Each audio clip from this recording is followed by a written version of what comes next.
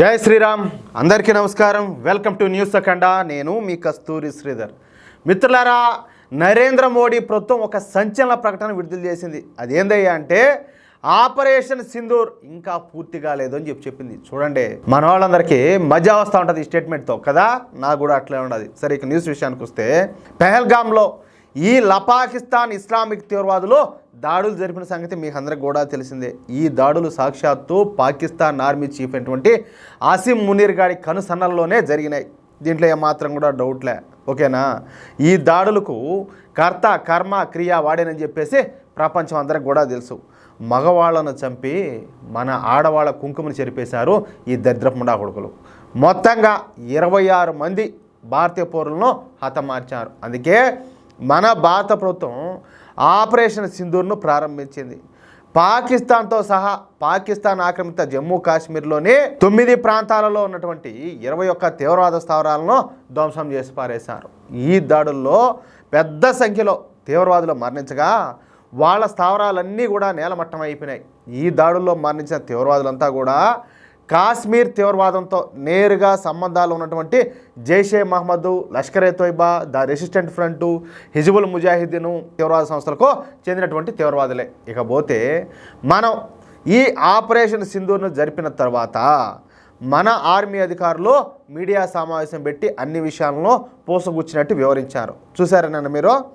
ఇక మేము అనుకున్నటువంటి లక్ష్యాలను అయితే ధ్వంసం చేశామని, కాబట్టి ఇకపైన ఈ పాకిస్తాన్ మీద దాడులు చేయబోవటం లేదని, ఒకవేళ పాకిస్తాన్ కనుక మా పైన దాడులకు తెగబడితే మళ్ళీ ఈ ఆపరేషన్ సింధూర్ 2ను ప్రారంభిస్తామని చెప్పేసి ఈసారి ఈ పాకిస్తాన్ ఆర్మీ స్థావరాలు, మిలిటరీ బేసులు లక్ష్యంగా దాడులు చేస్తామని చెప్పేసి మన ఆర్మీ అయితే హెచ్చరించింది. మన కేంద్ర ప్రభుత్వ పెద్దలు కూడా ఇదే విషయాన్ని నొక్కి చెప్పినారు. తెలుసు కదా, మీరు కూడా చూశారు కదా. అయితే నిన్న ఉదయం నుంచి ఎల్ఓసి వద్ద ఈ పాకిస్తాన్ అయితే రెచ్చిపోయింది. ముఖ్యంగా పూంచ్ సెక్టార్ వద్ద విచక్షణారహితంగా కాల్పులు జరిపినారు. కాల్పుల విరమణ ఒప్పందాన్ని ఉల్లంఘించి ఈ పాకిస్తాన్ సైనికులు ఆడంగోళ మాదిరిగా తమ ప్రతాపం చూపించడం ప్రారంభించారు. వాళ్ళ ప్రతాపం ఎవరి మీద చూపిస్తారో తెలుసునా? చెప్తా. నిరాయుధులైనటువంటి సామాన్య ప్రజల మీద ఈ పాకిస్తాన్ సైనికులు తమ ప్రతాపం చూపిస్తారు. సరిహద్దు గ్రామాల ప్రజల మీద ఈ పాకిస్తాన్ సైనికులు రెచ్చిపోయి విచ్చలవిడిగా కాల్పులు జరపడం ప్రారంభించారు. మన సైనికులపైన దాడులు చేస్తే మన వాళ్ళు చీల్చి చెండాడుతారన్న భయంతో ఈ పాకిస్తాన్ ఆర్మీ ఈ విధంగా సాధారణ ప్రజల మీద దాడులు చేయడం ప్రారంభించింది. ఈ కాల్పుల్లో ఇప్పటి వరకు 10ల సంఖ్యలో కాశ్మీర్ పౌరులు చనిపోయినారు. ఇంకా ఈ సరిహద్దుల వద్ద కాల్పులు కొనసాగుతూనే ఉన్నాయి. సరిగ్గా ఇదే సమయంలో ఢిల్లీలో రాజ్నాథ్ సింగ్ గారి నేతృత్వంలో ఆల్ పార్టీ మీటింగ్ అయితే జరిగింది.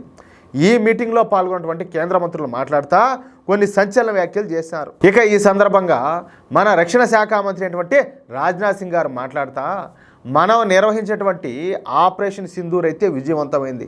పెద్ద సంఖ్యలో పాకిస్తాన్ తీవ్రవాదులు కుక్క సాగు తెచ్చారు. మనం మన టార్గెట్లను పూర్తిగా ధ్వంసం చేసేసినాం. అయినప్పటికీ ఆపరేషన్ సింధూర్ అయితే ఇంకా పూర్తి కాల. మనం ఈ ఉద్రిక్తతలను పెంచుకోవాలనుకోవడంలే, కానీ పాకిస్తాన్ ఆర్మీ ఎల్ఓసి వద్ద అమాయక ప్రజల మీద కాల్పులు జరిపి 15 మందిని పొట్టన పెట్టుకునింది అని మాట్లాడినాడు. ఇక్కడ మనలో మన మాట ఏంటంటే, ఇది ప్రాపర్ ఇన్ఫర్మేషన్ రావడంలే. కొన్నిట్లయితే 30 మందిని వస్తుంది, కొన్ని న్యూస్ ఛానల్స్ వచ్చేసి 5 మంది అంటున్నారు. ఇట్లా రకరకాలుగా వస్తుందన్నమాట. కానీ మొత్తానికైతే మనోళ్ళని వాళ్ళు పొట్టన పెట్టుకుంటుంది మాత్రం కన్ఫామ్. అది ఖచ్చితంగా 10ల సంఖ్యలోనే, అంతకు తక్కువ అయితే కాదు. దీనికి వాళ్ళు తగిన శిక్ష అయితే అనుభవించక తప్పదు. ఈసారి కూడా గట్టిగా బదులిస్తాము, ఎంత మాత్రం కూడా వెనక్కి తగ్గేది లేదని చెప్పేసి ఆయన మరొక పెద్ద బాంబు ఎత్తుకుపోయి వాళ్ళని ఎత్తినేసినట్టు ఒక మంచి స్టేట్మెంట్ అయితే ఇచ్చి వదిలిపెట్టాడు. ఇంకా సత్తా ఉంటారు ముండా కొడుకులు, ఇంకా నిద్ర ఉండదు, తిండి ఉండదు, ఏముండదు. అది ఈసారి కూడా ఖచ్చితంగా గట్టిగా బదులిస్తాం. ఆపరేషన్ సింధూర్ ఇంకా కొనసాగుతూనే ఉంది అని చెప్పేసి రాజ్నాథ్ సింగ్ గారు కీలక వ్యాఖ్యలు అయితే చేశారు. అంటే ఎల్ఓసి వద్దనున్నటువంటి పాకిస్తాన్ సైనికులకు ఈసారి అయితే మోతం మోగిపోనుండదన్నమాట.